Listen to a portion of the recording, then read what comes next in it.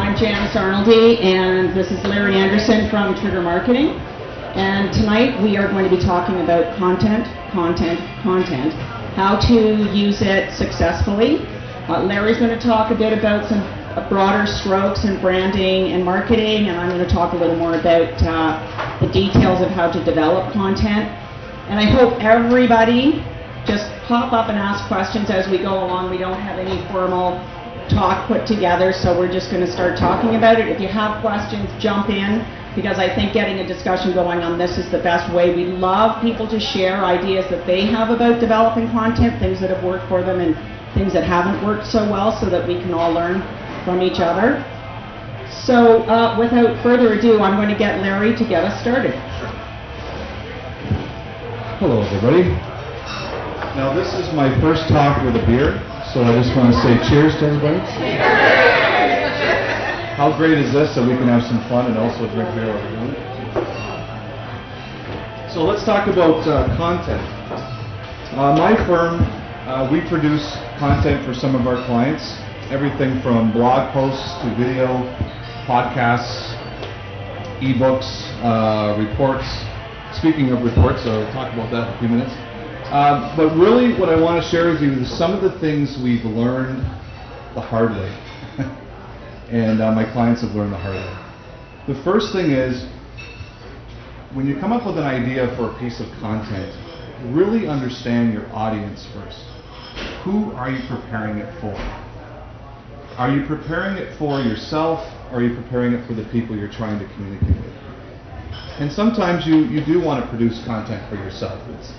It helps you tell your story, it helps you get confident, it helps you build some credibility, but really understand who your market is and who you're trying to communicate with.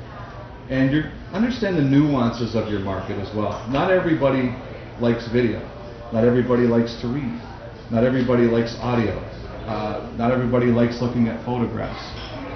When you do use photographs, make sure there's some context to it. So make sure there's context to your audience. That's number one. I know that might sound really basic, but lots of times we get a really cool idea of something we want to share. We write this great blog post, and we put it out there and no one reads it. And we say, why didn't anyone read it? Well, maybe it didn't appeal to anyone. Maybe it was all about you. Maybe it wasn't relevant to the worldview of your market. So number one is really understand your audience. And along that line, really understand what types of media they like to consume. So again, it goes back to video is really cool, and video is exploding. What's it, 4 billion views a day on YouTube now? And we have this wonderful gentleman in the corner, Jim Wall, with Infinity Video Productions. But video is a great tool, but not everyone watches video. Just not everyone reads blogs. So make sure you really understand how your audience wants to consume it. At the same time, when you create a piece of content, you can repurpose it in multiple media. So maybe you have a 2-minute video or a longer blog post that could be made into a shorter video. So think about how you can repurpose it across multiple media so that different people can still consume it, and you can make sure you're still reaching your full audience with that one piece of content. So we've learned that the hard way by trying to force things down our clients' customers' throats, saying, well, we wrote a blog and you should read the blog because we wrote it. And when we produced it as a video, all of a sudden it was very successful. So really pay attention to that. The other thing to keep in mind with content is the whole purpose of creating content is to have it be consumed and be shared. So make sure it's easily shareable. Is that a word? Shareable? I've had 2 beers now, so you don't know what I'm going to say. Just be prepared. Make sure it's shareable. So, for example, on our website, below every piece of content, we have little widgets where you can click on Twitter, LinkedIn, YouTube, etc., or whatever you want to share it with. It also allows us to see how many times it's been shared, which encourages us that somebody's actually viewing it and listening to it and consuming it. But allows it to be shared directly and very easily, and that makes the person reading it, if they want to share it, makes it easier in their life. So I really recommend that as well.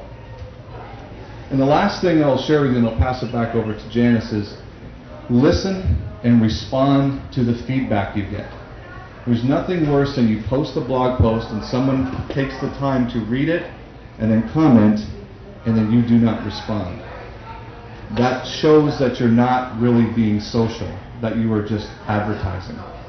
So if you're going to produce content, be there, respond to it, pay attention to it, track it, respond to the connections. Don't worry about negative comments back. If somebody's challenging your point, that's okay.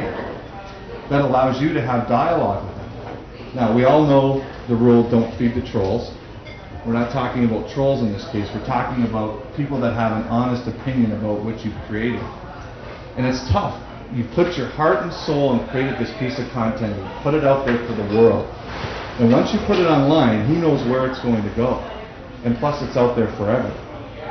So it's tough sometimes when somebody says, I disagree with your point. You go, how can you disagree with me?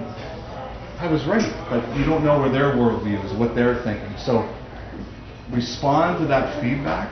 That's critical. And it shows other people how important it is. Yes? Is there like a definition of trolls that I'm not aware of? Social media rules? Yes. Okay. Well, I've learned it the hard way. There are a few people out there that live with their parents in their basement, continuously in their underwear and bathrobes.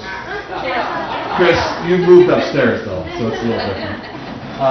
And all they want to do is fight and cause problems and be ignorant. There's a difference between I disagree with your point and you are a stupid jerk. So you can tell someone who is legitimately wanting to engage in dialogue and in discussion with you and someone who's just trying to be an idiot. And the rule is you don't feed the trolls. That's just an old saying, right? You don't respond to them because they're not worth the time. Thank you. Thanks, Larry. I actually have some examples. One thing about the trolls that happened today, I was reading about the new Dell XPS all-in-one computer, which is coming out in the next couple of weeks, and it got great reviews, and it's rivaling the iMac, and that of course is going to bring out the I'm a Mac person, I'm a PC person, and people are going to fight to the death, and yeah, as they have been for years and years and years. And it was on Mashable, and Mashable always allows comments, so I was interested to see what people were saying. And people were coming on and saying, well, I don't know, and I'm a Mac user, so I don't know if I would ever switch, and I don't know about this and this. And then in pops this troll, and he starts literally screaming. So we know what screaming is. He fell short of really severe obscenities and just attacking the Mac people who said they really weren't fond of Windows. Now, they didn't scream about how they hated it, they just weren't fond of it. And nobody responded, and because nobody responded, he came back. And he commented again, only longer, and nobody responded, and he went away. And he probably went on to the next place that he's been reading about where he wants to scream and yell, and that's what happens, because this guy is just looking for the place where people are going to engage with him and he can get into a fight. And that's what you don't want to do. Responding is really, really critical, and Mashable obviously doesn't have the time to respond to every single person, and it's a newspaper idea, so they want their readers to engage. But if it's your company, your business, you should be responding to people who are posting and responding. They're responding on Facebook, commenting, sharing, they're commenting on your blog. You do need to be there, and you need to say thank you. And sometimes that's all you need to say. I'm really glad you enjoyed my blog posting. And that's it. Because we all want to be recognized, and as much as you say, gee, I'm just going to go and comment on that because I'm just going to do that in a vacuum and I don't care. If I take the time to go and comment on something that Larry's written, I'm doing it because it interests me, or I'm a troll. Probably because it interested me. And it's really nice to hear back from Larry that Larry has recognized that I'm interested, and then now we have a dialogue. So then if Ruth wants to go and she looks at it and then she says, oh, well, Janice said this and Larry responded and that's interesting, she feels more comfortable and confident about responding. And on and on and on it goes. You need to respond to some negative comments that are out there. And Lincoln Animal Society, Humane Society, does, I think, a wonderful job on their Facebook page for their animal adoptions. They've personalized all their puppies and kittens.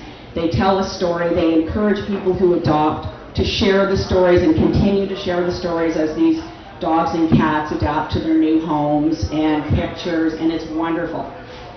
And the other day I was looking, and in the midst of, there was a post from somebody saying, hey, are you still taking donations of food? Lincoln responded and said, yes, you can drop it off between the hours of. And then someone came on and said, I'm thinking of adopting a kitten. Is it a good place to go? I've heard Lincoln is good, which started a whole thing of, did you know 9 out of 10 cats are euthanized a day? And on and on and on. And Lincoln never came on and responded to that. And it's one of the biggest issues that they face.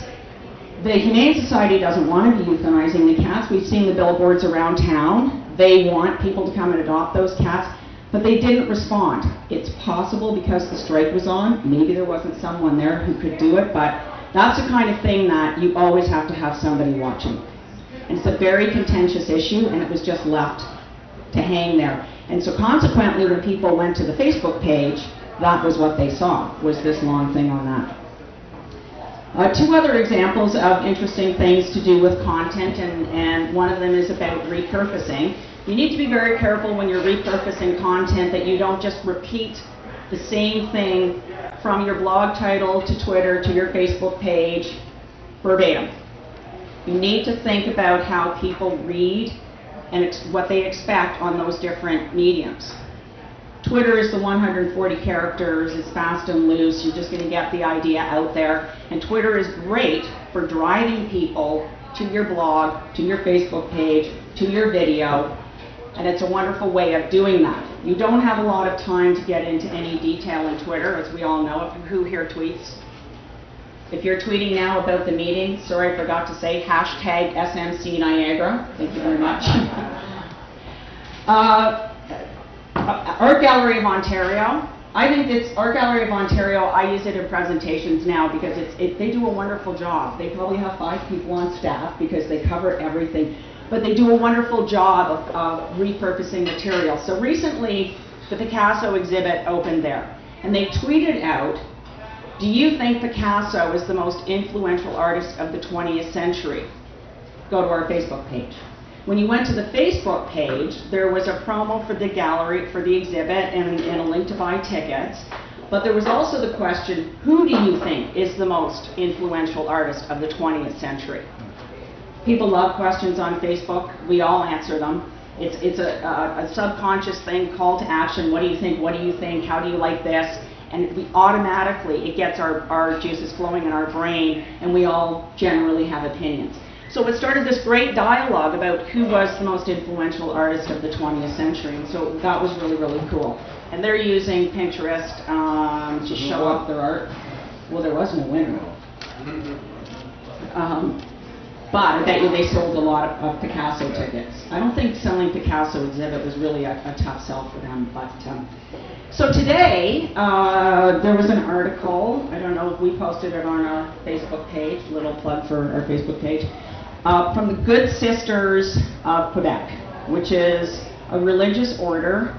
They have had, 10 years ago, 20 years ago, I think 230 nuns, and they had 10 or a dozen convents, and they're now down to 3 convents and 53 nuns, and they're looking for novitiates, if I got that right, thank you very much. They're looking for new pledges. So they finally decided they needed to hire an advertising and marketing company because they just really didn't know how to get out there and reach out to people. So they did some marketing, they produced some materials, they sent it out, and they didn't really get a really, really good response. And keep in mind, the average age of these nuns is 60 years old and older. So they're not savvy on the internet. And the advertising agency came back to them last fall and said, you need to get on social media, because that's where the young women are who might join your nunnery, convent. So they did. So they started a Facebook page. Sister Elaine, who runs it, is in her 70s.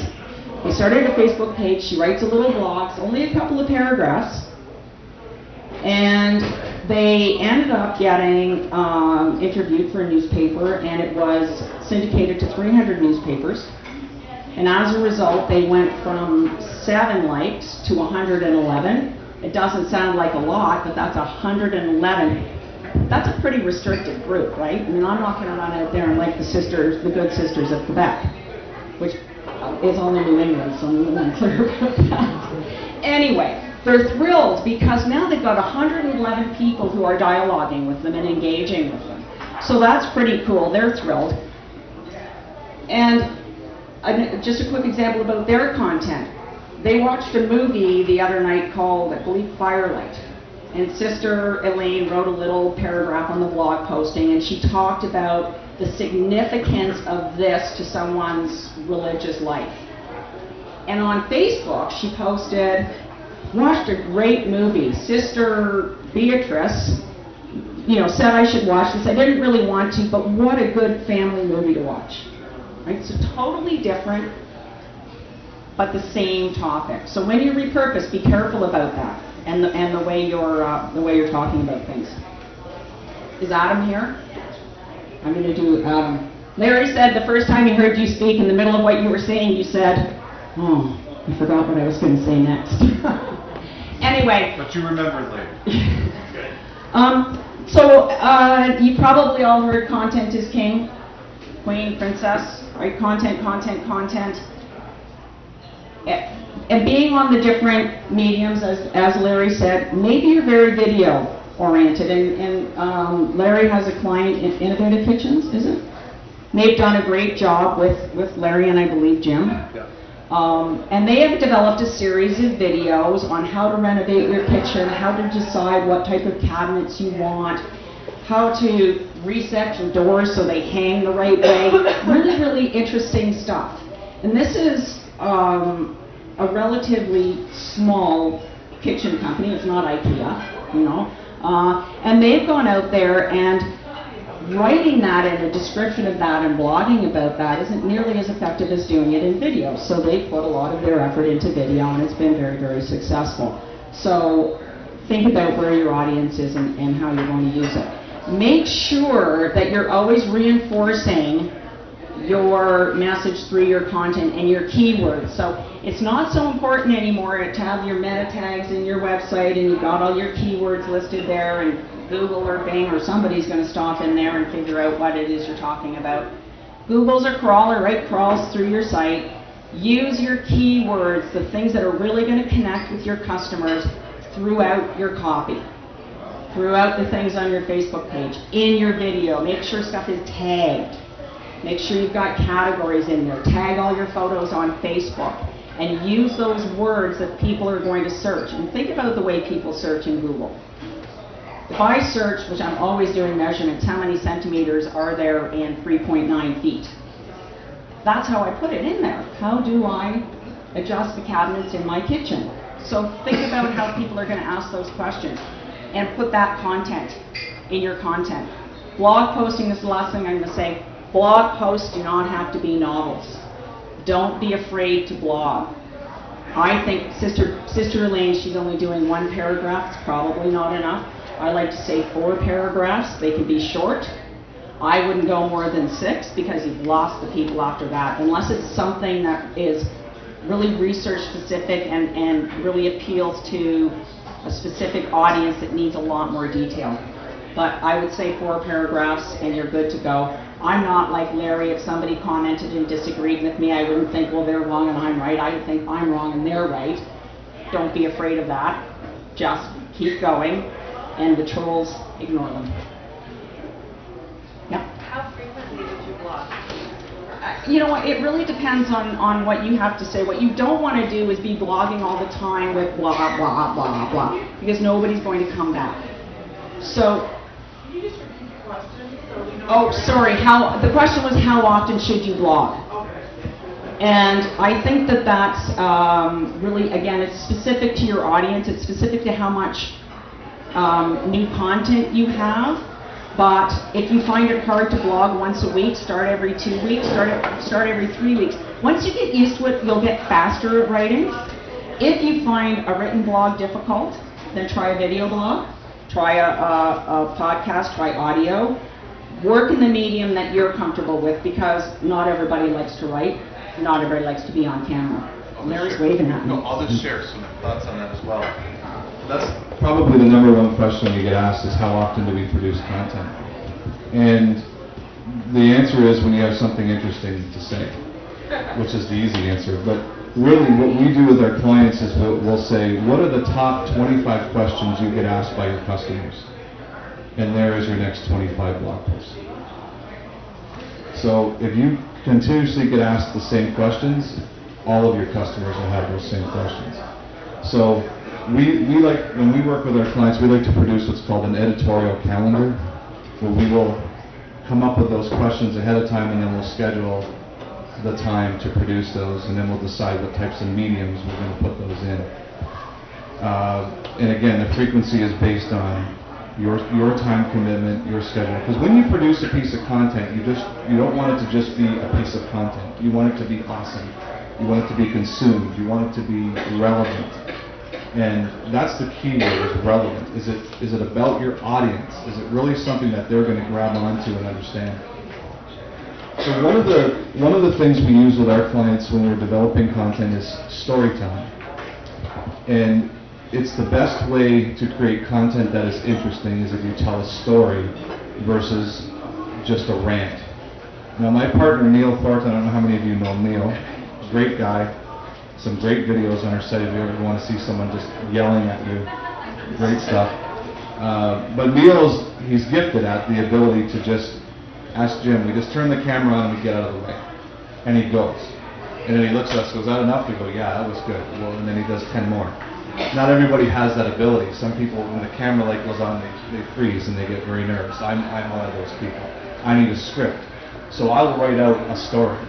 I'll tell a story. Or I'll create a blog post and I'll tell a story. So that's a great way for you to create content that your audience will find interesting, is if you tell a story.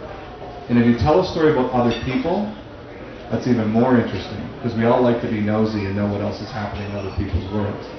Plus, it establishes you as an expert if you can show how you've done things for others.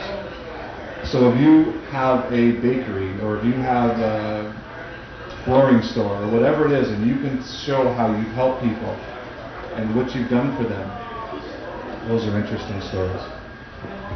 Any other questions? Yes, sir. In the case of creating content and expecting interaction back, I'm leaning more towards turning my comments off on my blog and letting the communication happen on Facebook instead, so that I've got real people with real identities rather than anonymous blog commenters. Do you have any? Well, I have an opinion. Yes, absolutely. So the question was, should you turn off your blog comments on your blog and just allow comments to be made via social media platforms, or vice versa? My opinion is, I always want comments on whatever we produce. So our blog is on our website. We don't have a standalone blog. So we always want comments. And then every piece of content we produce, we share on social media. So we're getting both. By far, by at least 10 to 1, our comments on social media outweigh those on our blog posts. And I find that where they find the content is where they'll comment back. So if I found it through Facebook, I'll read it, then I'll go back to Facebook. We're finding that's happening. I think it's good to leave both of them open, only because you want as much interaction and sharing of your material as possible. But monitor what kind of comments you're getting. Did anybody here go to the GNCC Economic Summit? So that was a good or bad event, however you want to look at it. I thought it was great. The Standard put out a really good article recapping the event. And at the bottom of their article, they put about a dozen tweets from the event. And Adam had one on there, and I think Chris did as well. And there's some tweets at the bottom. And some people jumped on and were commenting on the story and on the tweets and how horrible this was and whatnot. And I was glad they were there, because then Trevor's my hero, jumped on there and defended everyone. Cantankerous cowards, I believe he called them. But it was great to have that interaction, and some of that bled over to Facebook. So it was good to have both, even though on the standard you had, Mr. Big was the guy's name, and I don't know many people that go by that name. So it was very interesting. The only thing I can add to what Larry said about whether your comments should be open or not is that personally, just as an individual, if I go to a blog and read it and comments are closed, I'm annoyed. Because I want to be able to comment. I don't often, honestly, I don't often comment. I'm far more likely to respond on Facebook or on Twitter. But I always feel that either the person has something to hide or they're not interested in what I have to say. So there's no reason to not leave them open, because you may find that all of your interaction is on Facebook, and you may want to try to drive people to Facebook rather than have them commenting on your blog. But I would always recommend, as Larry said, as many venues as possible, channels where people can get out there and talk about you. Any other questions? Oh, come on, people. Really? Okay, Larry? How many people here are producing content? How many of you enjoy it? Wait, not as many hands up. How many of you are thinking about producing content? Okay.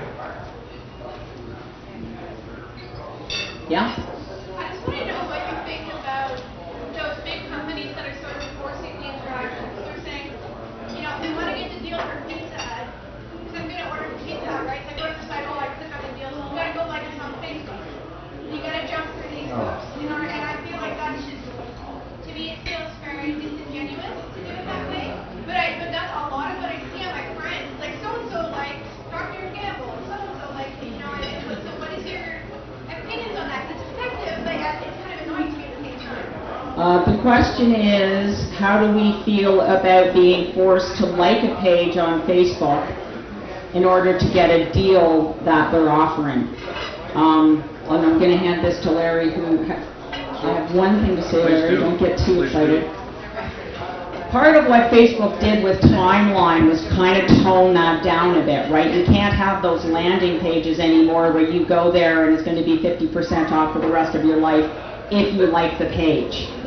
And I think that was partly, there's always, some underlying reason why it's going to pop up in about 6 months, why Facebook did Timeline. And there's a lot of benefits to business. But one of the things that Timeline did, I think, was respond to that kind of feeling from people, because people were starting to unlike pages all the time. And the last thing Facebook wants is for us to unlike business pages where they're going to get their revenue. And now that they've got their IPO out there and their stock is falling into the basement, they've got a serious problem with that. Absolutely. And just real quick, that's not content. That's the thing we all have to be clear about, is what is content. That is promotion, that is advertising, that's not content. Content is when you have an idea that you want to share with your audience and you want to get their feedback and have them share it. That's what content is. Sorry. Do you have a question? My question was exactly that, because just finding out about this group has helped me a lot in learning what content should be. And as an amateur, at first, you think that's how you should get your message out. If you are having a sale, or if you are offering some sort of a promotion or something to come along and you'd like to introduce it, where are you supposed to do that? You know what I mean? So it's not necessarily that you want to be, you know what I'm saying? Yes. Yeah. I'm learning about what it is to be genuine, where it's appropriate, where it's not appropriate. I think that now I've learned that the only place that promotions are appropriate are on my website and through my newsletter communication and that kind of thing. I don't know if I completely agree with that. The comment was that you're trying to be authentic and you're creating messages, and the only place you should really promote is on your own website or your own newsletter. Deals and sales. I understand that. My belief is that you can promote through social media if you earn the right. So social media is the greatest form of permission marketing. Right. It is, people are giving you their most valuable possession, which is their time. I am committing to like your page, or follow your blog, or watch your video, whatever it is, it has to do with my time. So if I'm committing my time to you, I'm giving you permission to engage with me. If you ruin it, then that's your fault and I'll never come back. But if you engage with dialogue and provide value and give me interesting things that I find interesting, every once in a while I will respond to a promotion. But the promotion also has to be relevant. So I'll give you an example. Our kitchen client. We developed personas for each of 7 of their designers. So one does new homes, one does old houses, one does brand new builds, one does et cetera, et cetera. One is a fix-it person. So when they create content, they're creating content about a topic. So when somebody engages with the Mr. Fix-It, we're not going to blast them with a promotional message about new cabinets because they're interested in the fix-it conversation. So we find out what's relevant to those people, and then we can mix in promotional messages that are relevant down the road. So we might see that they've read our blogs, commented on our blogs, watched our video. We may reply with, if you're having this much trouble with your cabinets, LOL, maybe you should come and see us, and we make a joke. And they go, you know what, maybe I should, where are you? And that happened. So somebody had repeatedly commented, how do you fix this kind of cabinet? And we said, well, maybe you should come and see us if you're having that much trouble. So we made it relevant, and they came in and they came into the physical building and they ended up buying something. So you're allowed to promote, in my opinion. Again, this is just my opinion. I am not the expert of social media. I just work in it every day, and we make lots of mistakes, but we have lots of wins as well. And don't be afraid of mistakes, by the way. Sorry, I'm hogging the mic here, James, but don't be afraid of making mistakes. But you can promote, make it relevant, and earn the right. I think that if you don't make the mistakes, you're not going to find out what works for you, because every business is individual. And again, as we've talked, every person is individual. But in talking about relevancy and value, social media content really is a value-added service. So it is things like having Mr. Fix-It. It's giving that little hint on how to use a product that's maybe not yours, not necessarily, something that works with your product or your business or the service, shining light on other people and making it seem like it's a place where people can come and chat and get more information than just promotions. But if I like your page, and I'm saying that I like you, then I want a deal from you too.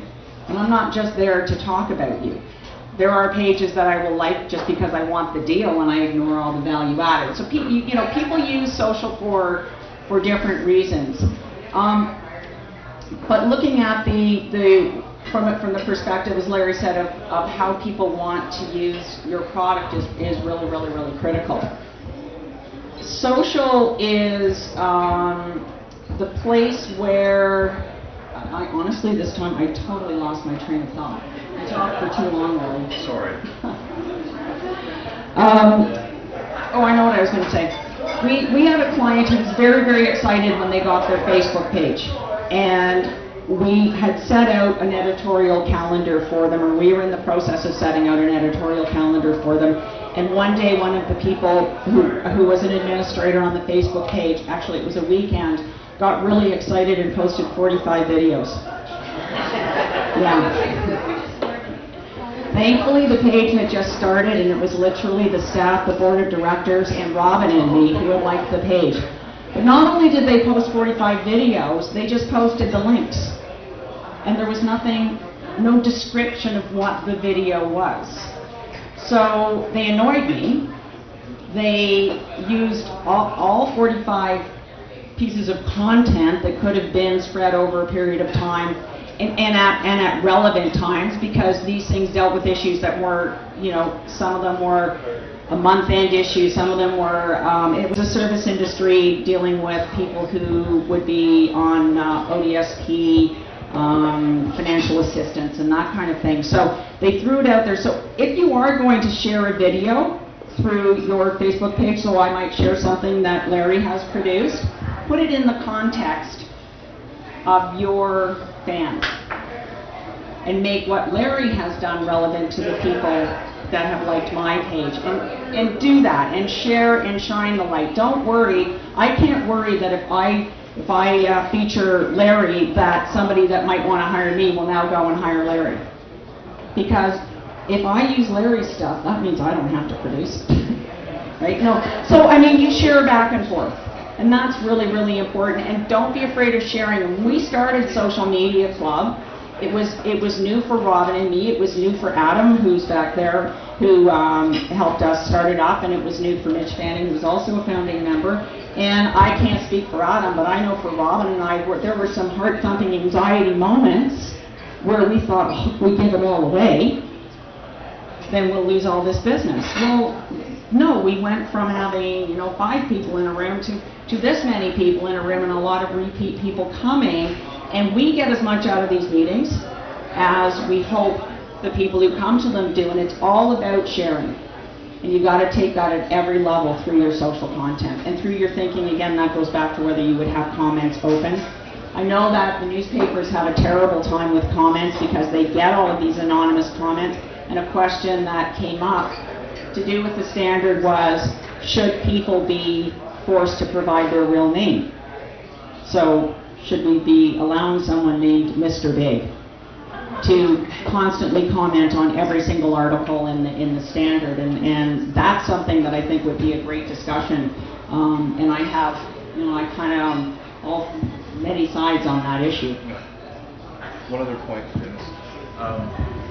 With regards to posting your content, keep in mind that the different platforms have different audiences. So LinkedIn is different than Facebook, and Facebook is different than Twitter. So you may produce one piece of content and want to share it across all platforms, but how you tease it should be different. So I'm not a fan of creating one tweet and then blasting it out to LinkedIn and Facebook. I'm not a fan of that at all, because you have different connections with those people. People on Facebook more than likely know you, and you have a relationship with them. People on LinkedIn may know you, but they know you in a different context. And there's people on Twitter that I have never met that I've had lots of conversations with, and we just have similar interests. So how I present content to them to get them interested is very different. So I know Hootsuite and Janice knows all those bells and whistles. I'm not the technology guy, by the way. I rely on Janice and Robin and Adam to help with the technology side. I'm the strategy guy. So that's why we work so well together, right? But it's how you present that message that will get someone interested. So it's just like an email. Your subject line is so important.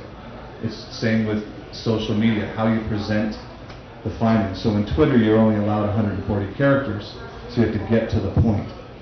With Facebook, I'll find that of my 500 whatever friends on Facebook, 175 of them I have a business connection with, or I know they have some type of business connection. So I will post and say, attention Facebook friends that own a business, or whatever. I'll put something in the title of my Facebook post, and believe it or not, it gets their attention.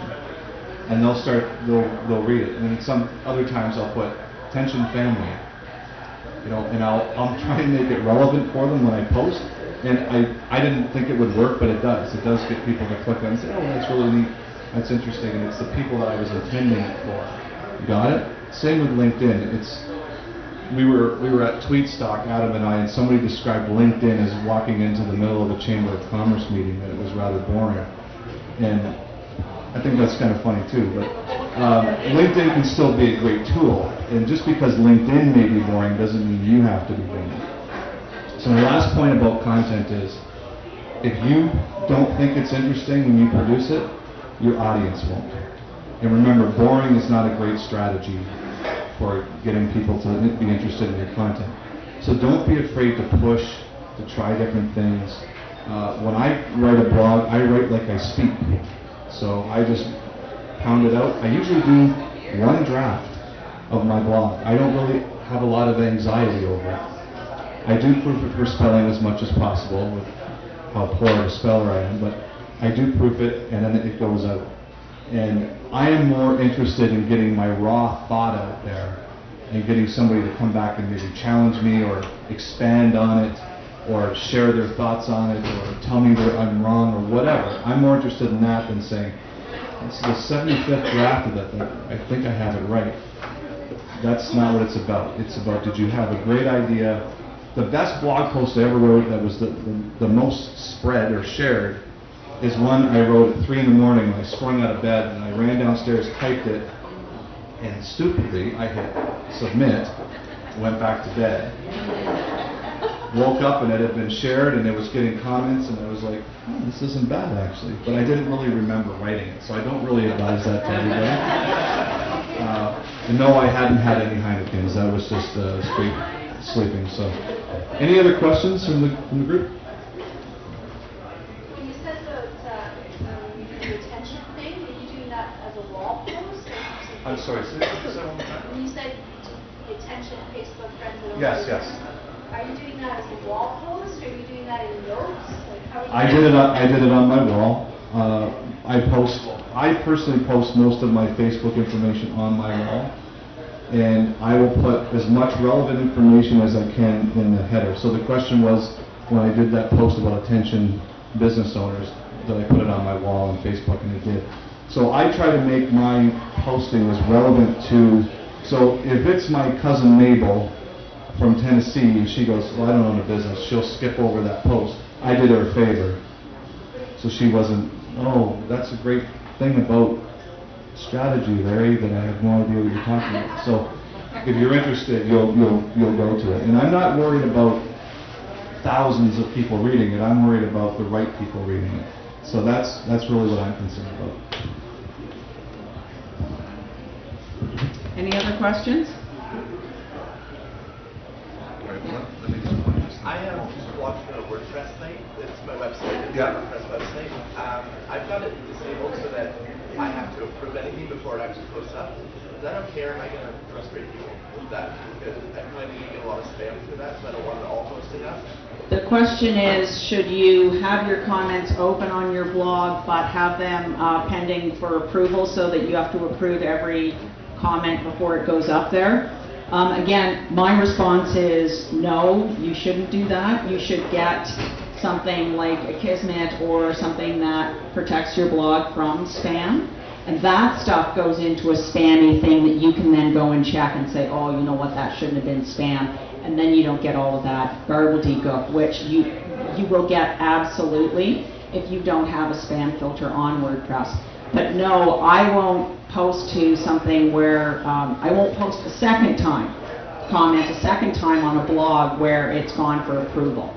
Because again, how do I know that you're not censoring other people who have come in? So I'm seeing all these positive comments, but how do I know you haven't just cut out all the negative comments? And sometimes those negative comments are great, because the other thing that you want to do is you want to encourage the people who are your advocates and your evangelists and your fans who really love your product or love what you do.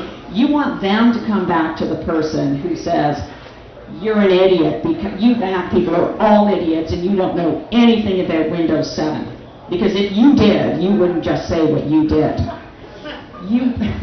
You want somebody else to come on and say, you know, yeah, Windows 7 is really great, but here's why I like my Mac. Or so that you don't always have to be involved. You don't always have to be the person who's defending. You want to see that. The greatest thing is to see somebody else come on your Facebook page or on your blog and defend you if there's a negative comment. And that is when you know, that really makes your day. Anything else? Yeah. Well, just kind of relating back to what Larry was saying when he was talking about the attention posts.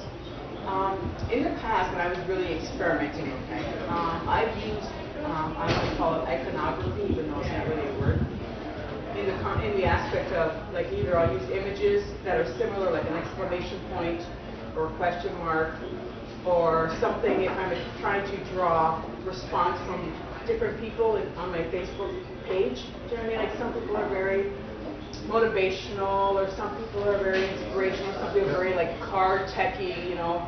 And so I'll use certain, like, images that kind of target that particular audience, you know, when I put, you know, information. So would that be something that could be recommended? You know what I mean? Because, you know, people are familiar with, you know, they see well, like a branding, but not so much a branding, but they see like, you know, certain logo types or certain images. Do you know what I'm saying? I understand completely what you're saying. The question was, can you use images or icons to connect with an audience? And I believe you can, as long as the content is relevant, it's not a trick. So I've seen that where they'll put something, you click on it, then it's just somebody spamming you to try and sell you something. You're like, well, that was a lie. So if as long as it's authentic and real and true all the way through, absolutely, I think you can do something like that, because again, you're trying to make it relevant. So if you have 47 friends that are really into cars and you want to put a car icon because you want to attract them, great, just make sure the content is also as relevant. If not, you know, it's tricked me once and then the second time, goodbye, I'm not coming back. In social media, I'm finding that people are not very forgiving when you trick them, because I have so many other options to find information. I don't have to waste my time with you. I can just go, and I will never think of you again, right? And that's the thing, is they'll just poof, they're gone, and unlike and goodbye, and that's it. Adam White, please don't ask anything tricky. No, this isn't me. This is from the internet, actually. So this is from Business Link. They have responded to your top 25 blog questions suggestion, and they've asked, why is blogging so important? Is posting on Facebook and Twitter not enough? Why is blogging so important? Is posting on Facebook and Twitter not enough? Well, it depends on what it takes to convey your message, would be my answer. If you can convey your message in 140 characters, then it might be enough. If it can't, then it's not. I don't know if I'm even answering that question, but it really depends on what you're trying to say. So I know with some of our clients and with our business, there are some things that we put on Twitter and that's it. 140 characters and we get our point across, and maybe there's some dialogue, hopefully, with some people back and forth, and that's it. Other times we have to produce a 5-minute video to explain what we're trying to say. So my response is blogging is absolutely important, and so is Twitter and Facebook, depending on what you're trying to say. Do you want to add to that? Yeah, just quickly, we do quite a bit of work with small businesses, really small businesses, and not-for-profit organizations especially, who are really stretched for staff time. And we can't go in there and say, you need a blog, you need Facebook, you need Twitter, and you should be doing YouTube videos, and don't forget about getting on LinkedIn, and now there's Pinterest. Because they can't. I mean, they're, with small businesses, often the staff is paralyzed like deer caught in the headlights, that the boss might come to them and say, we want you to take care of this. So one of the first things that we ask a business like that, or not-for-profit, is, realistically, how much time do you have? You have an hour a week? Great. Let's look at the best place for you to be. And the best place might be Facebook, or the best place might be video, or it might be a blog. Let's focus on that, number one. Okay, so that's going to take this amount of the time. How much time do you have beyond that? Okay, well then you're going to do one blog posting a month, and you're going to update your Facebook page 3 times a week, and so on. So sometimes, well, I would say quite often, time is a factor. Don't take on more than you can cope with at the beginning, because one of 2 things are going to happen. You won't be able to get all of that done, and so you won't be reaching an audience, or 2, you become so overwhelmed you'll drop all of it. Yeah. Which I know a lot of us, that's a tendency. It's like, oh my God, I can't stand it, I can't cope with this, and you don't do any of it. So be very selective, and it's like Larry said at the beginning, know where your audience is and where you feel comfortable. Right? So you got to start with where you feel the most comfortable, because if you feel uncomfortable, full of anxiety about writing a blog posting, you won't do it. So you need to get into it that way. Absolutely. Any other questions? Being that I'm new at this, pardon me, I know you guys probably have your strategies down, but I don't. I just launched my website, and I'm just looking at all the options that I had for my website. And just going from this, on the tools that I had available to me, I have this About Me page. I have a blog page. I have a Contact Me page. I have a gallery, a forum, a news page, a testimonial page, the option to stay connected in Facebook and Twitter, and also to join a mailing list. I think that's why it's just, I want to have an online presence, but it's just... Yeah, that some of those actually seem to be duplicates to me. You know, a mailing list and a contact form, that's two ways of doing Or just a contact page, like a contact page, so that you can find me. Right. So those two things can be combined, but that's I think is way more than what you need, especially if you're just starting out with your page. Right. So just because you have those options doesn't mean you need to do all of those right. options. Like I have to turn that stuff off. And start with what you understand how to use. Yeah. And what you know, and then build on it, because chances are you're not going to get 100,000 people coming to your new website tomorrow. No. So you've got lots of time to build on it, expand it, make the mistakes you need to make, revise it, and just like a website and social it's a living organism, really. It just keeps growing. It changes every day. How many times do we get up and we open up our Facebook page and it's like, huh? What happened overnight? So there's a lot of adapting and constant changing that has to happen. So don't feel like, again, that you're going to overwhelm yourself by putting absolutely every option on your blog or on your website. Website/blog And also, site. be yourself. Like, be who you are. Don't try and be something. You know, to have the online presence so that people can learn about the business that I do and the services that I offer. It's important to go out to social media to try to get them to find out about me, but ultimately is the goal that they come to my website? Is that the goal, to learn more about what I'm in business doing? The question is the ultimate goal of social to drive the person to the website and make the connection there? And Larry, would you like to answer that? I'm a big believer that your website should be your hub. In my opinion, it's really the only place you can ever truly control everything. So Facebook, they own your stuff. They can shut your page down tomorrow and it's gone. And too bad. YouTube, you put up a video and you're a bakery, or actually I said this the other day. There was a credit union had an ad up and they put a bank ad across it. But that was pretty great. I'm sure the credit union loved that. So they can do whatever they want, the social platforms. So your website is the only place you ever control your message. So you can make that your hub. I'm a big believer in that.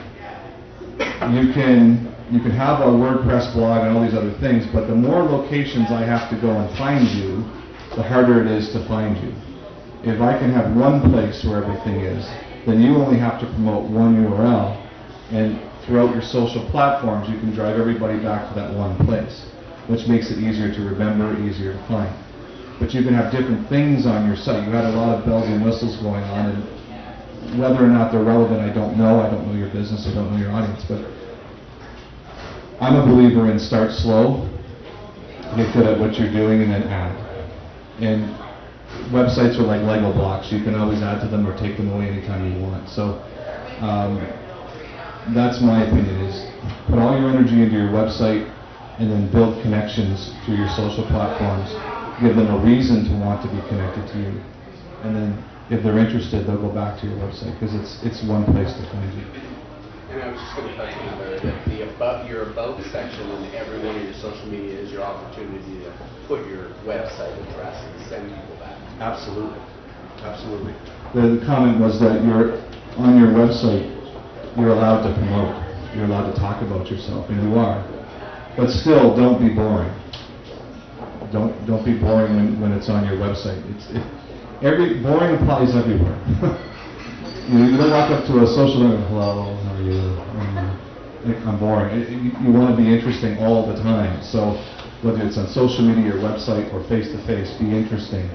And it's exhausting. It is. I'm tired. The easiest way to be interesting is to ask people about themselves and then be quiet. So the person that controls the conversation is the person that asks the questions. So on your website, you can ask questions of the people reading it, and you can also answer them for them. You say, this is questions we get asked, and this is what we think. And your website becomes intuitive. So again, it goes back to that 25 question. If you know those questions, you can put those on your website too and answer them, and people go, wow, they really seem to know me. Have you ever been on a website, you're just very interesting and a lot of good stuff? Well, they're intuitive. They know who their audience is. Any other questions? Is it also great to be letting your customers get to know you personally? I find for us the most comments that we get are when we post an Instagram picture of our kids, or like what they made me for Mother's Day, from that on. So you don't want to be just talking about your business and the questions that your customers are asking. You also want to be letting them know you. While they're talking about trees and garden, it was like fascinating. You know what I mean? So me too. Exactly. So do you have any thoughts on that? As a business owner, how much do you want to be letting your Sure. customers and people know you personally? The question was how much personal do you want to give out when you're promoting your business? Do you want to just talk about your company, or do you want to allow people to get to know you, the individual? And I know this is a horrible answer, but it's a personal choice.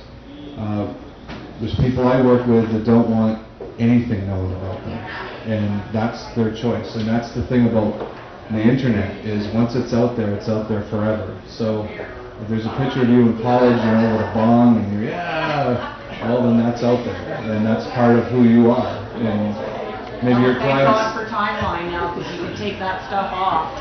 Yeah, Adam can show me how to find it somehow. So. But it's really a personal choice, but it also is, what's the persona of your brand? So your brand is more than a logo. Your brand is not your name. Your brand is everything you do that touches your customer, creates your brand. And the thing that a lot of us don't realize is we don't have any control over our brand. Each individual that interacts with our business makes up their own mind of what our brand is. So I can poll all of you right now on what Coca-Cola is, and they spend billions of dollars, and all of you will still have a different idea of what Coca-Cola is. Because the brand is based on your experience with the brand. So if you want your personality to be there, then absolutely do it, 100%. Just think before you act. And a nice piece of advice I got from Scott Stratton once was, if you don't want what you say on the internet to be on a billboard that your grandmother would see, then don't put it online. I think that I sort of have a little bit of a different take on that.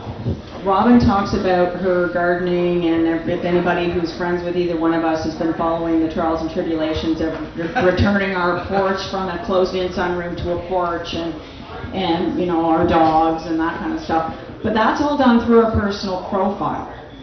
I don't think it's wrong to have personality on your business page, but as Larry said, be very careful, because I don't like business pages to see pictures of someone's dog or their porch, because I may not care who you are. I really may not care who you are. One of the things that I like is when you have a larger organization and different people are posting on the Facebook page, is that you identify yourself when you do that. So I might post something and just put Janice at the end of it, or Robin, or Betty or Bob, or whoever it is. And I love that when I see that coming from larger organizations.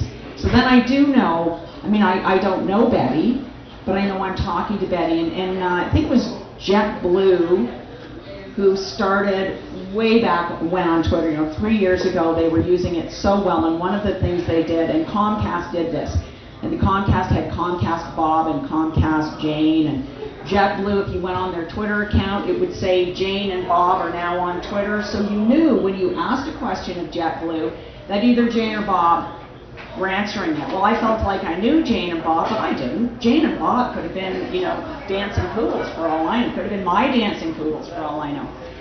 But it gave the impression of that, and it gave the impression that I was dealing with someone. Comcast Ted was actually the Twitter username. It was at Comcast Ted. And you'd go and you'd ask questions about your cable account. And everybody knew who Comcast Ted was, but did anybody ever see Comcast Ted? I don't know. So again, as Larry said, be careful about what you put out there, because A, you don't necessarily want to be that open. You don't necessarily want people who have liked your page to know personal information about you. And B, it may be so irrelevant that you're going to drive people away. Anybody else? Please. Another tweeted in question. We were talking about posting to Facebook or to Twitter and having that go directly to Facebook and or LinkedIn. And the question was, what are your thoughts on posting to LinkedIn? Does anyone read that feed? I'm going to hand back to Larry because he's much better with LinkedIn than I am. Actually, Neil's the expert in LinkedIn, but he's not here, so I'll channel him and see what I can do. LinkedIn is an odd platform, in my opinion. I'll get a lot of connections from people that I don't know, and I'm the philosophy of I will accept anyone until you abuse it, then I'll get rid of you. So I say, sure. And then I'll send them a message, and usually I'll put, thanks for connecting, how do we know each other, have we met before? What are you working on that's interesting? Tell me about what your world looks like, something like that. And a lot of people never reply. And so my question is, why would you connect anyway? But a lot of people do reply, and you start friendships and connections. So the posting on LinkedIn is not the same as Facebook or Twitter by any means. But if you are looking to establish yourself as an expert in your field or an authority in your field or someone that sort of knows what they're talking about, it is a good tool because, believe it or not, those things can be looked at, especially if I go to your profile page.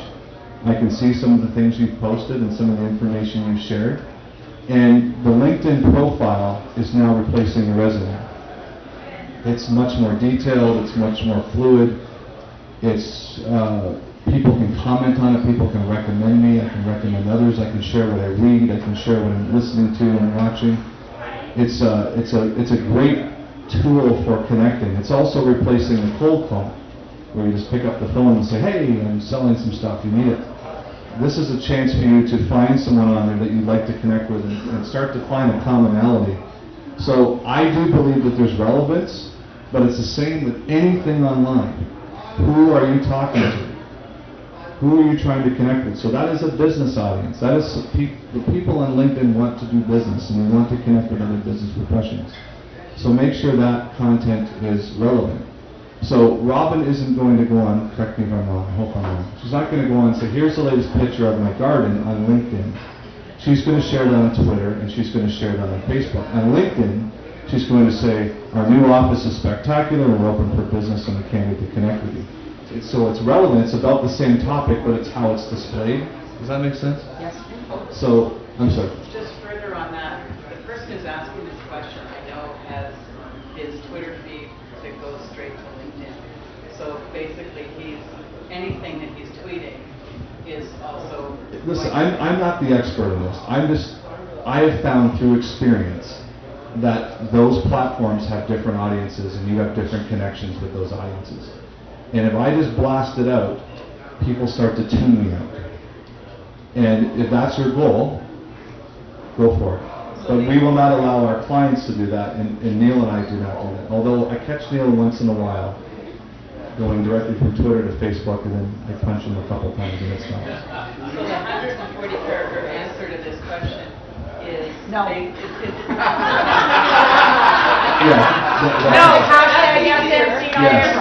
I was going to say, though, to say that, if you're trying to establish your if you're trying to establish yourself as an authority, they can be relevant. They can be relevant, yes. But a lot of times you'll Yes. have your, sorry. Go ahead. You have your Twitter, but you're reposting somebody else's. Like I'm a niche hockey and golf, so I'm following a lot of hockey. Reposting somebody else's information from different platforms? Right, or I'm following other people on LinkedIn that, I'll just watch and I'm learning either about that person over time, and then sometimes you make connections. And with Twitter, you have a link. So you go, if you're interested in what they just said in that 140 characters, rather than watching Twitter, which you've got your Twitter people that you follow, but you're also following LinkedIn people, and they may be using Twitter, then you go and actually go to the link site and learn more about what they just said. That's a little different. What he was talking about is that he's following somebody on Twitter and he likes it, so then he posts it on LinkedIn as well or on Facebook, what he saw on Twitter. That's different because that's something that I call shared credibility. And you all have to be careful of that as well. When you're retweeting or posting or whatever, sharing, you're sharing some of your credibility with that other person.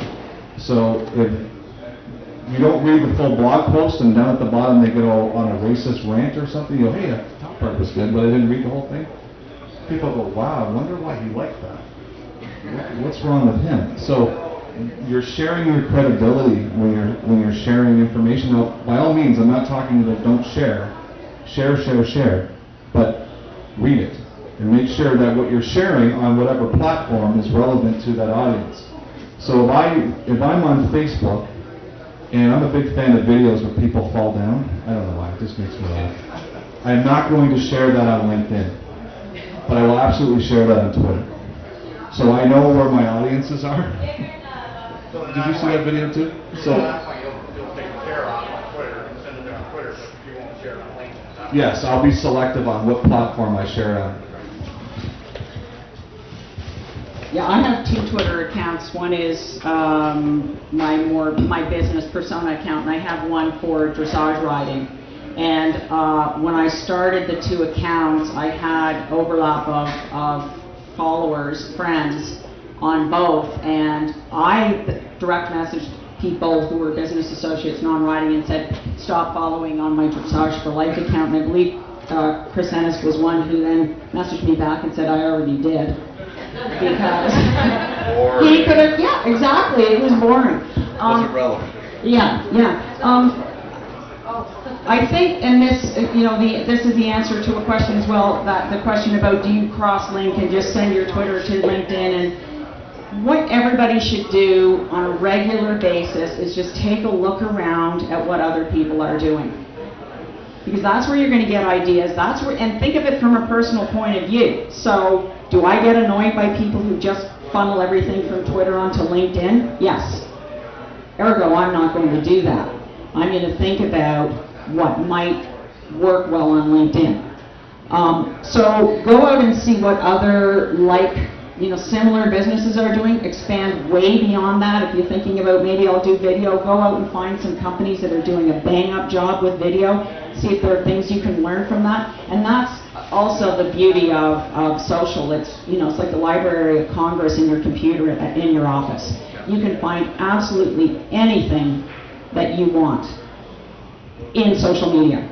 You don't even need to go, well, I shouldn't say you don't ever need to go to a website, but in terms of researching information, Twitter is one of the greatest business intelligence tools out there because you are getting stuff quick. It's like watching the stock market ticker go across the bottom of your television. Star Trek. Yes, it's like watching Star Trek.